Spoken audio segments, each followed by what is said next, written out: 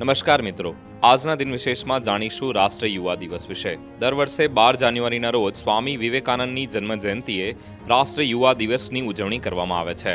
સ્વામી વિવેકાનંદના જીવન અને તેમના વિચારો વિશે જાણી અને તેમના જેવું જીવન જીવવા દેશના યુવાનોને પ્રોત્સાહિત કરવા માટે આ દિવસની ઉજવણી કરવામાં આવે છે। વર્ષ 2024માં સ્વામી વિવેકાનંદની 161મી જન્મજયંતિની ઉજવણી કરવામાં આવી રહી છે।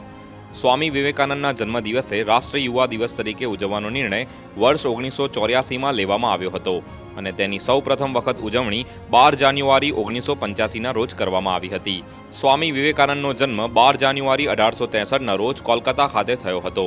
તેઓએ વિશ્વને ભારતીય દર્શન, વેદાંત અને યોગનો પરિચય કરાવ્યો હતો। તે 19મી સદીના સુપ્રસિદ્ધ સંત રામકૃષ્ણ પરમહંસના મુખ્ય શિષ્ય હતા। સ્વામી વિવેકાનંદે વર્ષ 1897માં રામકૃષ્ણ મિશનની સ્થાપના કરી હતી। આ સંસ્થા મૂલ્ય આધારિત શિક્ષણ, સંસ્કૃતિ, આરોગ્ય, મહિલા સશક્તિકરણ, યુવા અને આદિવાસી કલ્યાણ તથા રાહત અને પુનર્વસનના ક્ષેત્રમાં કાર્ય કરે છે।